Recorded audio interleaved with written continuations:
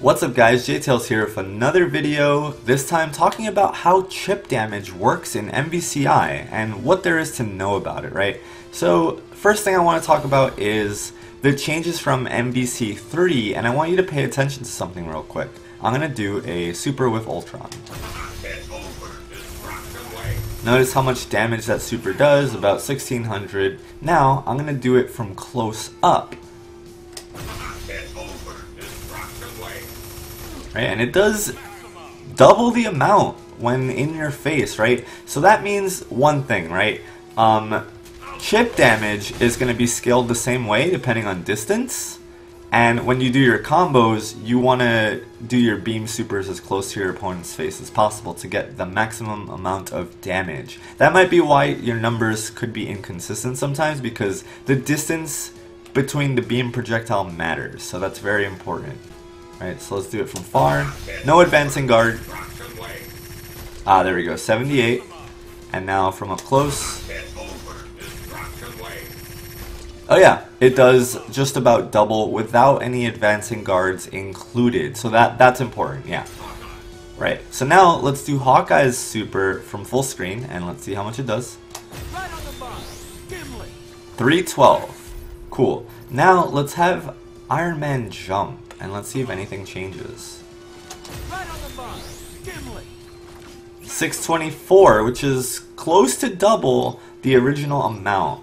So what the takeaway here is that chip damage actually deals double the damage in the air. If you block a move in the air, you're going to take more chip than if you're on the ground blocking, right? Because in Marvel 3 we had a lot of situations where people would start super jumping when they're at like, 1 pixel away. So it's actually going to be worse to put yourself up in the top left corner, because now you have a longer way to fall and you're going to actually take more chip damage than you normally would, versus just blocking full screen on the ground and kind of staying safe and taking less damage. So that's very, very important, and it's important for you as on offense, but also on defense for you to survive a little bit longer in case you come down to the wire in those situations.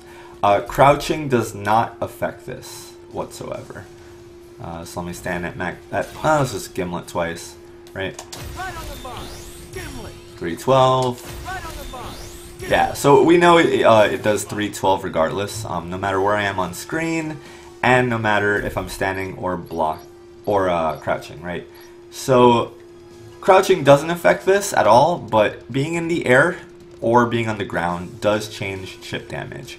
Advancing guard, obviously, which is just pressing any two buttons while you're blocking, does mitigate chip damage. So you always want to be doing that regardless of anything.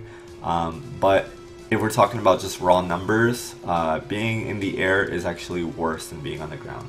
That's pretty much all I wanted to cover today. That's how chip damage works in MVCI, and yeah, thank you very much. If you enjoyed it and you learned something new, please give it a thumbs up. I would very much appreciate that, and consider subscribing to the channel because I'm going to be creating new tutorials every single day for MVCI.